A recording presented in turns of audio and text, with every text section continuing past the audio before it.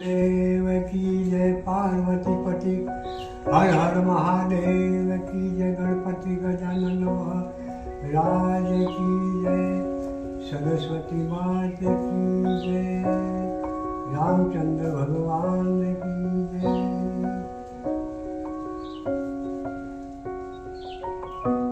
आ जन्म से राम भजन नो सांभळ जो नर नार।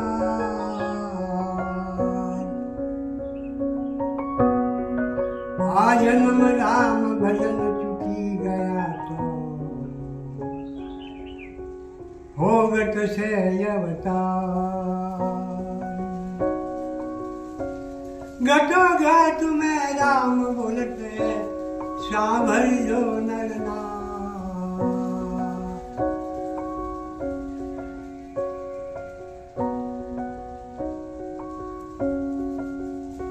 ध्यान धरीने करी लेजो अंतरमाय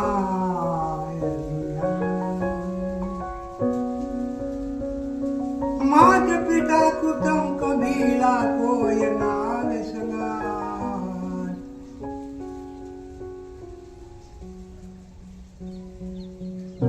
धन दौलत बाग बगीचा अंते छोड़ी जावे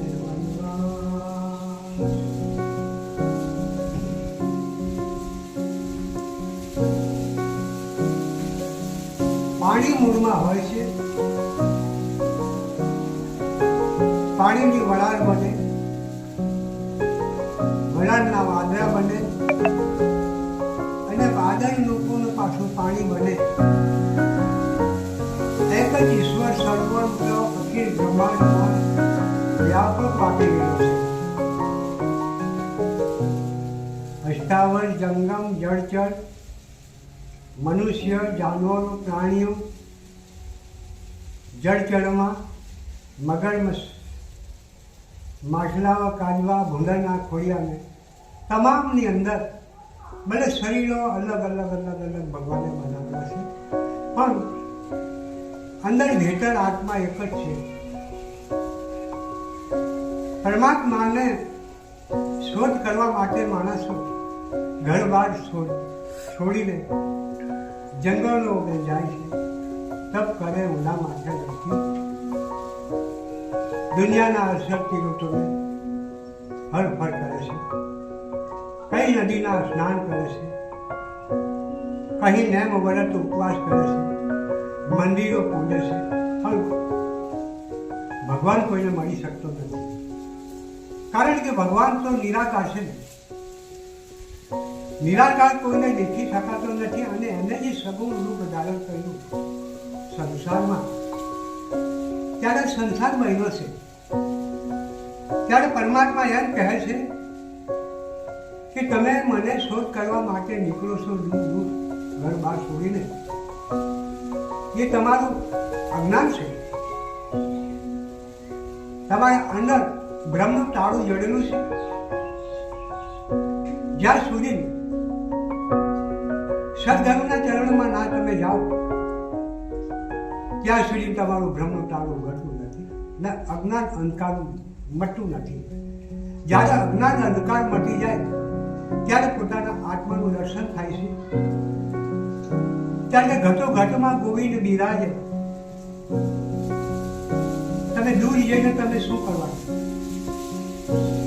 જે ઈશ્વરને તમે પ્રાપ્ત કરવા માટે ઈચ્છા કરો છો, જોવા માટે છો, જો કોઈ મહેનત કરે તો એ પણ સાચું માની શકાય, પણ એનું ફળ મળતા તો કઈ જન્મ આપણા નથી છે।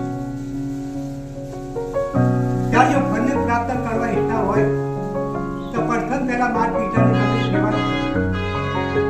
માતા પિતાની સેવા કરવાથી માતા પિતા રાજી થાય અને આશીર્વાદ આપે।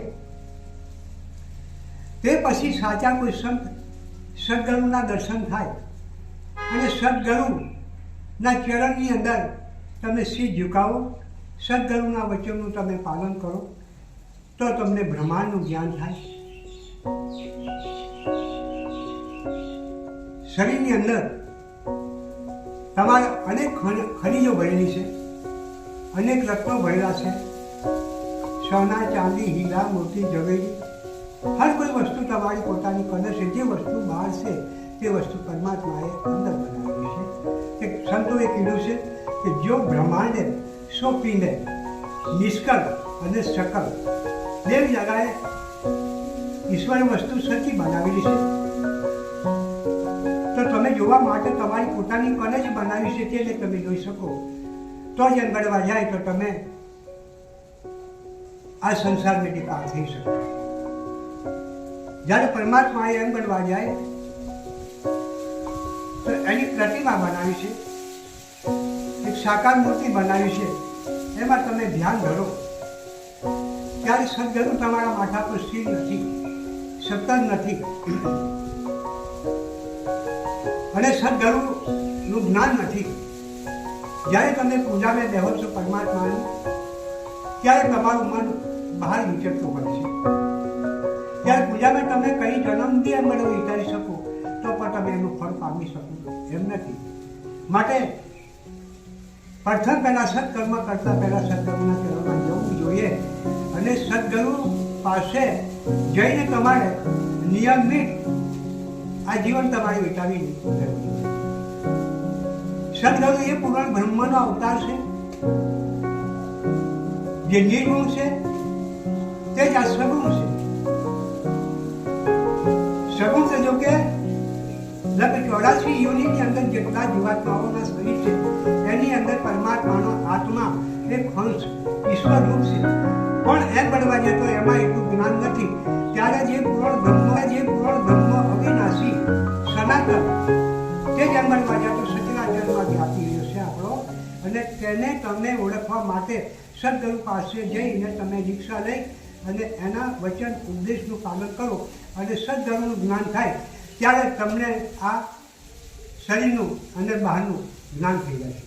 પરમાત્મા એમ કરવા જાય તો એમ મળી શકતો નથી. સત્સંગો, કથાઓ, કીર્તનો ગમે તે બી કરી શકો, પણ સાચા કોઈ સત્સંગી હોય કે જે પરમાત્માને સાક્ષાત્કાર કર્યો હોય, પરમાત્માને મળેલા હોય, ત્યારે એના સત્સંગમાં જઈને તમે સત્સંગ સાંભળો અને એનું તમે અમલ કરો, એનું શ્રાવણ કરો તો તમને પરમાત્માનો સાક્ષાત્કાર થાય. કેમ કે એનું કારણ શું કે પરમાત્માનું બહાર જે બ્રહ્માંડનું જ્ઞાન એ શાસ્ત્ર પુરાણોને આપેલું છે. એટલે શાસ્ત્ર પુરાણો વાંચી અને એમ બનવા જાય તો એને ભણતર ભળી અને ભક્ત કરી લે જ્ઞાન, અને એ જ્ઞાન લઈને સંસારમાં જે કદાચ વેચતા હોય અને એના સત્સંગ સાંભળી અને તમે કદાચ અંબરબાઈ મઠન કરો તો એ મઠન ના થઈ શકે. એનું કારણ શું કે સત્સંગી એવો હોય કે જે પરમાત્મા પાસે સાક્ષાત્કાર જીવ હોય અને પરમાત્માને મળેલો હોય, પરમાત્માનું રૂપ જાણી દીધું હોય, ત્યારે એમ બનવાઈ જાય તો એ સત્સંગીના સત્સંગમાં જવાથી ઉત્તમ તમને લાગશે, નથી. એટલે પરમાત્માને જેને મળેલા હોય, સૂર્યનું પ્રતિબિંબ પાણીમાં પડે છે ત્યારે જેને આપણે પૂછીએ છીએ કે ભાઈ આ શું છે, સૂર્યનું પ્રતિબિંબ છે, ત્યારે જે સૂર્યને ખરો જોનાર માણસ એમ કહેશે કે આ સૂર્યનું પ્રતિબિંબ ખરું છે અને સાચો સૂર્ય છે. ત્યારે એને સૂર્ય જોયો હશે. ત્યારે એમ બનવા જાય તો ઘટોઘટમાં જે આત્મા પરમાત્માનું સ્વરૂપ છે અને આત્મા જેને જોયો છે કે આ પરમાત્માનો આત્મા છે તેને ઈશ્વરને સાક્ષાત્કાર કર્યો છે. એટલે એમ બનવા જાય તો માનવ જીવનની અંદર ધર્મ રીતે બનવામાં ચાલુ અને ધર્મ રીતે જીવવું. સત્યની કમાણી કરતા આત્મ જ્ઞાન થાય છે. આત્મ જ્ઞાન થયા પછી તમને એમ બનવા જાય તો પરમાત્માનું સાક્ષાત્કાર થઈ શકે છે. પહેલા પ્રથમ તો તમે સદગુરુના શરણમાં શી ઝુકાવો અને તેના ઉપદેશનું પાલન કરો. સંસારમાં તમે હર કોઈ જીવાત્માની અંદર એકંત્ર કરજો કે અખિલ બ્રહ્માંડમાં એક જ ઈશ્વર વ્યાપક છે. ભલે શરીરો ઉપર કંઈ બી હોય, ગમે તે ભયંકર, પણ છતાંય ભેતર આત્મા ઈશ્વરનો એક છે. તો માનવ જન્મની અંદર માનવ જન્મ લઈને આવ્યો, પરમાત્માની ભક્તિ કરવા માટે આવેલો છે. ને માનવ જન્મની અંદર માનવને માનવ ધર્મ રીતે જીવવું જોઈએ. એનું કારણ શું કે મારું જે પોતાનું સંતાન છે, મારો પુત્ર છે, મારો પુત્ર મને કેટલો ભવ્ય મને વારો છે, માતા એની પર કેટલો પ્રેમ રાખે છે, ત્યારે માતા એમ બનવા બીજા પર પ્રેમ પણ એ જ રીતે રાખી શકે હોય તો તો જ માતા ગણવામાં આવે છે. માતા પોતાના પુત્રને મતલબ પાણી પોષીને મોટો કરે અને એમ ગણવા જાય તો એ આશા રાખે કે મારો પુત્ર સંસારમાં આગળ વધી જાય. ત્યારે બીજાના પરિવારોને માતા ના માનતી હોય, બીજાના પરિવારની ઉપર કદાચ કોઈ સુરી ઘસતા હોય, કદાચ કોઈ કસાયના અવહેલના કરતા હોય, ત્યારે જીવનની અંદર જીવી શકો તો માનવ ધર્મ તમે જાણો. અને માનવ ધર્મની અંદર જીવતા તમારાથી કોઈ દુઃખી ના થવું જોઈએ. આંગળે આવેલા જે કોઈ અતિથિ હોય તે અતિને તમે આદરમાન આપો, સન્માન આપો, બેસાડો, ભાવ અંતર કંઈ તમારી પાસે હોય ના હોય તો પણ તમે આવકારીને સીધો આપો. એટલે અતિથિ જે આવ્યો છે એ અતિથિની અંદર પરમાત્મા વ્યાપક બેઠેલો છે. તમે એને સન્માન કરો, એને તમે ઇનકાર ના કરી શકો. એટલે જીવનની અંદર માનવ જીવન આ રીતે છે. પુણ્ય દાન તમે કરો છો તે પુણ્ય દાન એના કારણે તમારે થાય છે કે તમે હવે પછીનો જે જન્મ તમારે લેવાનો છે તેની અંદર તમારે સુખ શાંતિના અબાધી મેળવવાની છે. તમારો સંસાર સુખી બનાવવાનો છે. તો જ તમે આ જીવનની અંદર અન્નદાન, જળદાન, વસ્ત્રદાન, લક્ષ્મીદાન અને ભૂમિદાન આ 5 દાન ભવ્ય આત્માના કલ્યાણ માટે શ્રેષ્ઠ બનાવેલા છે. પણ દાન તમે કેવી જગ્યા કરી શકો અને કોને તમે આદરમાન આપો, કોને તમે બેસાડી શકો કે જેના તમે ઉપર વિશ્વાસ રાખીને તમે જેને કંઈ કહ્યું ને જેને કંઈ તમે આપ્યું તે તમારા ઉપરના બદલા તમને મળવા જોઈએ. તો તમે દાન કરી શકો અને તો તમે તેને આકાર આપી શકો. પણ સત્તાથી એમ કરવા તમને તમારા આત્માનું જ્ઞાન હોય તો જાણી શકે કે કુપાત્ર છે કે સુપાત્ર છે, એને તમે નિર્ણય કરી શકો. બીજું કે કદાચ એમ બનવા જતાં આપણાથી એવું પાપ પણ થઈ શકે છે અને એવું અણઘટતું કંઈ બની શકે છે. જ્યારે એમ બનવા જાય તો ભોળાનાથ એક સમય એમ જંગલ અઘોર જંગલમાં જઈ અને કદાચ ભુવનથી હવામાન ખાવા માટે બહાર નીકળ્યા સતી જોડે. ત્યારે સતી અને ભોળાનાથ બેઠા હતા. એક ભવ્ય વડનું ઝાડ હતું, એની છાયા નીચે બેસીને સરસ હવાઓ લાગે છે અને આજુબાજુ પાણીના મતલબમાં એમ બનવા જાય તો ઠંડી લહેરો આવે છે. ત્યાં ભોળાનાથ સાથે બેઠા બેઠા પાર્વતી જોડે કંઈ આગળ પાછળની વાતો મેં પડી ગયા. ત્યારે સામેથી એમ કે રામ ને લક્ષ્મણ આવતા હતા. એ સીતાની વિહોણની અંદર બચારા દુઃખી હતા અને બૂમો પાડતા હતા, હે સીતે, હે સીતે, હે સીતા માતા. ત્યારે એમ કરવા જાય તો પાર્વતી સતી માતા જોઈને ભોળાનાથને કહે છે કે પ્રભુ આ કોણ છે? સામેથી જુઓ એમ કે રડે છે, બૂમો પાડે છે, પુકાર કરે છે. કે સતી એ તો એમ બનવા જાય તો અયોધ્યાના દશરથ રાજાના સંતાન રામને લક્ષ્મણ છે અને સીતા માતાનું હરણ થઈ ગયું છે. સતી એમ બનવા જાય તો વિષ્ણુ રૂપ છે. એ બ્રહ્માંડનો મતલબમાં રચનાકાર છે, બ્રહ્માંડનું પાલન પોષણ કરનાર છે. એ બ્રહ્માંડનો મતલબમાં સર્જનહાર એ જ છે એમ કે. તો એ વાત તો સાચી છે. સતી ભોળાનાથને એમ કહે છે કે એ વાત તો સાચી છે. પણ જો એમ કે તમે એમ કહે છે કે એ ભગવાન છે, સર્જનહાર છે, પાલનહાર છે, સહાર બી કરનાર એ છે અને એ જ વિષ્ણુ છે, તો સતી એમ બનવા જાય તો તમે એ વાત તો તમે ના કરી શકો. પણ એમ બનવા જાય તો એ ખુદ એને જોઈને તમે સન્માન કરો અને તમે આદકો. એ એમ બનવા જાય તો વિષ્ણુ છે અને વિષ્ણુની આગળ તમે જે કંઈ મતલબ શબ્દો કરે છે ત્યાં એને કંકાળ થાય છે, ત્યાં એ જાણી જાય છે. અને સતી એમ બનવા જાય તો એ સીતાનું હરણ થઈ ગયું. એ હરણ થઈ ગયું એ વાતો સત્ય છે, પણ એ લીલા કરતો છે સતી. એમ બનવા જાય તો એને આ બ્રહ્માંડની લીલા કરવાની છે અને લીલા કરવાના માટે એકબીજાના નિવારણ માટે એ આવેલા છે. તો એને લીલા કરવી પડે ને આગળ એને પહોંચવું પડે ને આગળ જે કંઈ કામ કરવાનું હોય તે કરી શકે છે. એ બ્રહ્માંડનો માલિક પણ એ જ છે. સતી એમ બનવા જાય તો એ રામ અને લક્ષ્મણ છે. તો વાત તો સાચી છે ભોળાનાથ, પણ એમ બનવા જાય તો એ પોકાર કરે છે, સતીની બૂમ પાડે છે અને એકદમ એમ કે માણસના રૂપમાં રડે છે. તો પછી કઈ રીતના માનવું કે વિષ્ણુ છે એ ભગવાન છે, એ બ્રહ્માંડનો કર્તા છે? એમને ખબર ના પડે કે મારી પત્નીનું કોણ હરણ કર્યું છે? ત્યારે ભગવાને એને બહુ સમજાવી છતાં સતી પણ માની ના. ત્યારે ભાઈ ભગવાન એમ મળવા જાય તો એકદમ ઉચકીને એમને કહેવા લાગ્યા, સતી તમારે જો ના માની શકાતું હોય તો તમે એની પરીક્ષા કરી આવો એક વાર. જ્યારે સતી પરીક્ષા કરવા માટે જાય છે એટલે ભોળાનાથ કહે કે હું કેવી રીતના પરીક્ષા કરી કે તમે પરીક્ષા એમ કરજો કે તમે વિષ્ણુ છે કે અથવા કોણ છે. ત્યારે એમ કે સતી ત્યાં જઈ અને પછી એમ કરવા જાય તો સીતાનું રૂપ ધારણ કર્યું. સીતાનું રૂપ ધારણ કરી અને રામની સમક્ષ ઊભી રહી છે. ત્યારે રામે એને ઓળખી લીધી છે કે સતી છે અને ભોળાનાથ સાથે નથી. તો રામ સામેથી પૂછવા લાગ્યા કે સતી શિવ કા છે આપણા, તમે એકલા કેમ માને? એટલે સતી એમ મળવા જાય તો એકદમ ફીકી પડી જાય અને નીચું માથું ગાળી અને એ વાળીને નીચેથી પાછી શિવજી ભગવાન પાસે ચાલી. પણ ભગવાન શિવને ખબર પડી જાય કે સતીએ બહુ મોટી મહાન ભૂલ કરી. હવે મારે શું કરવું? હવે મારે એમની સાથે મતલબમાં જે પ્રેમ સંબંધો પત્ની રૂપમાં રહેવું એ પણ એમ કરવા જાય તો મારું કરેલું સત્કર્મ અને મારી ભક્તિ જાય અને મારું પદ જાય અને હું નષ્ટ થઈ જાઉં છું. માટે મારાથી આવે મતલબ એ સતીને અપનાવી ના શકાય. તો પછી સતી ત્યાં જઈને કંઈ કહે છે શિવજી હું પરીક્ષા કરીને આવું. સતી કેવી રીતના પરીક્ષા કરી? કે પ્રભુ મેં પૂછ્યું કે તમે રામ છો અને તમે વિષ્ણુ રૂપમાં છે, કોણ છે? તમે જગતના કરતા છે? ત્યારે મને કીધું કે હા. પણ એમ બધા સતીનું રૂપ સીતાનું રૂપ ધારણ કરી એની પરીક્ષા કરી.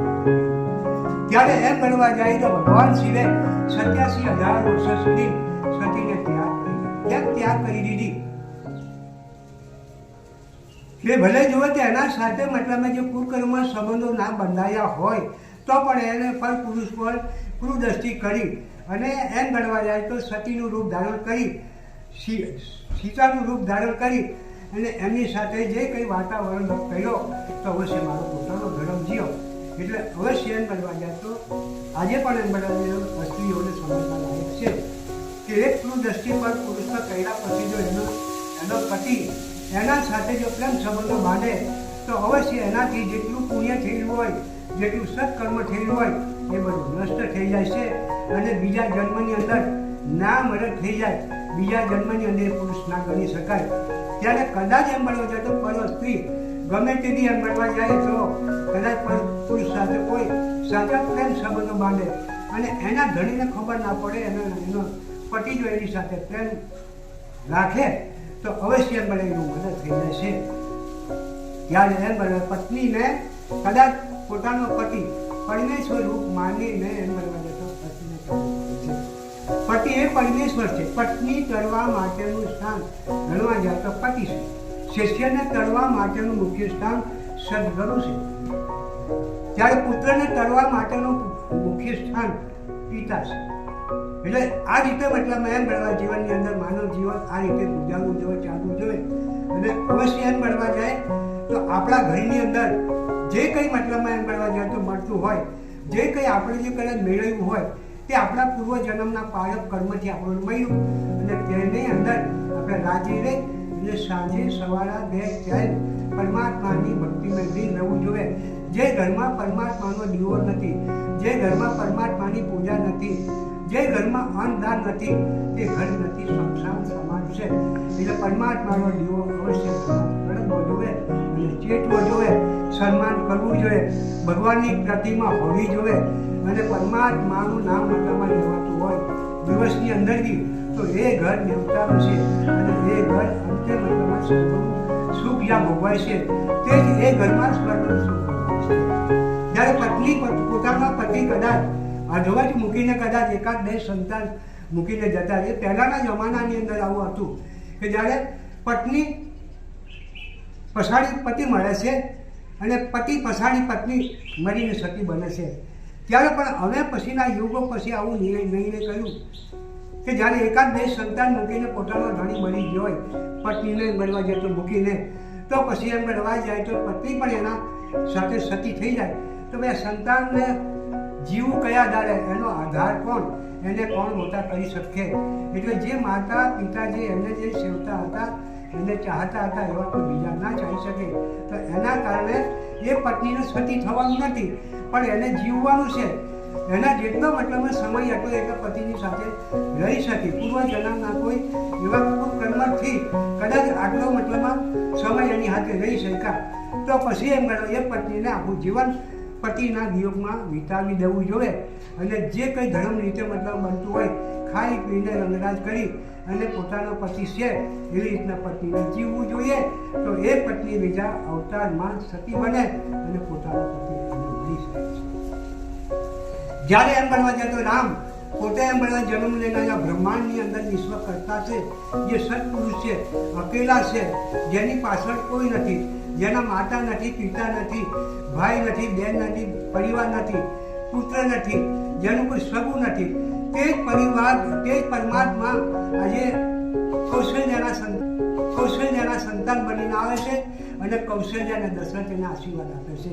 ત્યારે કે જગતની અંદર મતલબ પ્રથમ પહેલા માતા પિતા, માતા પિતાની પૂજા કર્યા વિના ભગવાન મળતા નથી. ત્યારે ભગવાને પણ કીધું છે કે માતા પિતાની સેવા તમે પહેલા કરજો, મારી સેવા પહેલા ના કરતા. પ્રથમ પહેલા માતા પિતાની સેવા તમે કરજો. એનું કારણ શું કે એને પદ આપ્યું છે ભગવાને કે જ્યારે એમને જગતની અંદર એમ બનવા જાય તો આ બધું સર્જન થયું તો માતા પિતાના ગર્ભથી આ જગત આખું મતલબમાં વિશ્વ ચરાચર બની ગયું છે. અને એને કેવી સેવા કરી, કેવી એને એ કર્યું. સીતા માતાનું નામ આગાડી કેમ આપ્યું કે સીતારામ બોલજો. ત્યારે એમ બનવા જાય તો આ રીતે હકીકત નિર્ણય કરીને પછી નામ આપવામાં આવે કે માતા અને પિતા એ ભગવાન છે. ત્યારે એક એમાં કીધું છે કે માતા પિતા સાચા ભગવાન છે, દેવ મંદિરે જોશો નહીં, માતા પિતા છે સાચા ભગવાન. દેવ મંદિરે તમે ભલે જાઓ પણ માતા પિતાની સેવા કર્યા વિના દેવ મંદિરે જાઓ એ પણ નકામું છે. એટલે માતા પિતાના આશીર્વાદ ભલે એ જ જો તો ભગવાનનું નામ લેતા હોય કે ના લેતા હોય છતાં બી પણ પુત્રને બોલાય સવારના પરમાં માતા પિતાનું દર્શન કરી અને પછી મંદિરે સેવા માટે જવું જોઈએ. જ્યારે એમ બનવા જાય તો પત્ની પોતાના પતિને જો કદાચ એમ બનવા માનતી હોય તો પરમાત્મા રૂપ છે. આજે વધારે નહીં, કશ્યપ ઋષિની પત્નીએ 3000 વર્ષ સુધી તપ કર્યું. ત્યારે એમ બનવા જાય તો પરમાત્મા સાક્ષાત્કાર થઈને માગ્યું. ત્યારે એને વર માગ્યો છે કે પ્રભુ એમ કે જ્યાં તમે આ પૃથ્વી ઉપર જન્મ લે ત્યારે મારા ગર્ભથી તમારે જન્મ લેવાનો. કેમ કે તપ એને એટલું કર્યું છે, કમાઈ છે, તો એ પરમાત્માને આપવું પડશે વર જે માગે તે. તો પરમાત્મા એનો વર આપી દીધો છે. અને એમ બનવા જાય તો જે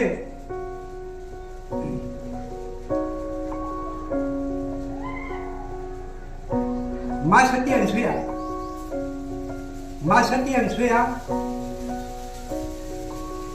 મહાન સતી હાથી બની કે અંદ્રમુનિ હતા.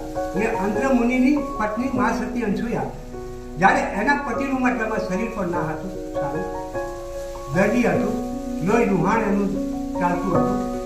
ત્યારે એમ બનવા જાય તો એના પતિની મતલબમાં સેવા કરી કોણા ભાગની ઉંમર ચાલી જાય.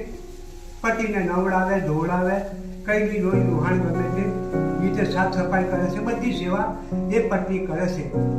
ત્યારે એ અંત્રિમુનિ એક સમય એમ ગણવા જાય તો પત્નીને મૂકી અને જંગલમાં તપ કરવા માટે ગયા. અને એમ ગણવા જાય તો બ્રહ્મા વિષ્ણુ મહેશ્વર એના આંગણે એ ભિક્ષા લેવા માટે હતા. ત્યારે એ ભિક્ષા મતલબમાં એવી કે મતલબ તમે એક વસ્ત્રહીન મને ભિક્ષા આપો સતી, જો તમે સતી હોય તો. ત્યારે એ અંત્રિમુનિના મતલબમાં જે ચરણની મતલબમાં ચરણામાં લઈ અને પછી પાણી ભરી અને બ્રહ્મા વિષ્ણુ મહેશ્વર 6 મહિનામાં. ત્યારે આજે પણ એમ કરવા જાય તો ઘણા કિસ્સાને જોવામાં આવે છે અને બને છે. અને ઘરની અંદર પરમાત્મા એમ બનવા જાય તો આપણા પાસે બી છે, બહાર બી છે અને પરમાત્મા જોતા પણ છે. નથી આંખો છતાંની પરમાત્મા જોતા છે. ત્યારે એમ બનવા જાય તો એની મર્યાદા એની અંદર આપણે કોઈ પણ એમ બનવા જાય તો કંઈક ગ્રંથ નહીં લાગે એ રીતે આપણે જીવનમાં જીવી જાણવું જોઈએ. અને પરમાત્માને સાંજે સવારે પ્રાર્થના કરી અને જે કંઈ મને તમને મળે તે રીતે તમારા સંતાન પરિવારને તમે આનંદ મંગળ આપો. 2 પરિવારો પેદા કર્યા તો પરમાત્માના 2 આત્માના સ્વરૂપો છે, એની તમે સારી રીતના સેવા કરી જાણો અને એને તમે પાર કરી શકો તો જ ઈશ્વર તમને નથી. આપણે એક મતલબમાં ઉદાહરણ હું તમને આપું છું કે જે જાલિંદર નામનો જે દૈત્ય હતો, એ જાલિંદર નામનો દૈત્ય સમુદ્રના કિનારે યુદ્ધ કર્યું. યુદ્ધ કરતા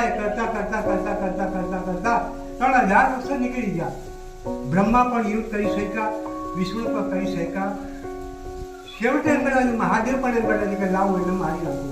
તો મહાદેવ પણ એમના જે ગણો લઈને યુદ્ધ કરવા ગયા તો મહાદેવના અડધા પોણા ભાગના ગણો મારી નાખ્યા. તો જાલિંદર મળતો નથી. ત્યારે જાલિંદર મળતો નથી તો આ વિષય મતલબમાં નારદ મુનિને ભગવાન શ્રીએ પૂછ્યું કે દેવર્ષિ આનું કારણ શું કે આ દૈત્ય મળતો નથી. અનેક દેવી દેવતાઓને હેરાન કરે છે, આખી ભૂમિ ખળભળાવી ઉઠી અને એમ ગણવા જાય તો આનું કારણ શું નથી મળતો. ત્યારે એમ ગણવા જાય તો નારદજીનો ઉપદેશ આપ્યો કે પ્રભુ એની પત્ની વંદા સતી છે. જ્યાં સુધી એ પત્ની પતિવ્રતા ધર્મના ઉલ્લંઘન કરે ત્યાં સુધી એનો પતિ કદી ના મળી શકે. તો એક પત્નીનું પતિવ્રતા ધર્મ પછી જાલિંદર કે નારદજી એનું શું આમ કરવું મારે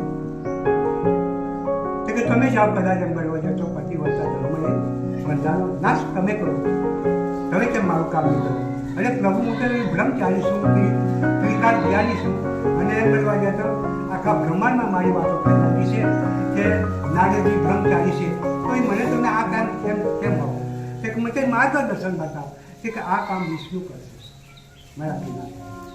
ત્યારે વિષ્ણુ ભગવાનને બોલાવીને વિષ્ણુ ભગવાનને મોકલે છે ત્યારે જાલિંદરનું રૂપ લઈને મોડી રાત્રે મતલબમાં જાલિંદર એ વંદાની મેળી પર જાય અને એમ કરવા જાય તો પતિવ્રતા ધર્મ અપનાવ્યા અને સતીનું પતિવ્રતા ધર્મ ભંગન થયું. ત્યારે મોડી રાત્રે ઉઠીને મતલબમાં એ વિષ્ણુ ભગવાન પગથિયા પર દાદર પર ઉતરતા મતલબ ધક્કાની બોલતા સતી જાગી જાય કહે છે, વિચાર કરે છે કે જો મારો પોતાનો પતિ હોય તો કેમ આ એમ ગણવા જાય તો મને પૂછ્યા વિના આ લેખન ચાલ્યો જાય છે, એનું શું કારણ? એટલે ફટ એને ઉઠીને સતી આગળ ગયેલો વિગ્રહ કોણ છે તમે શું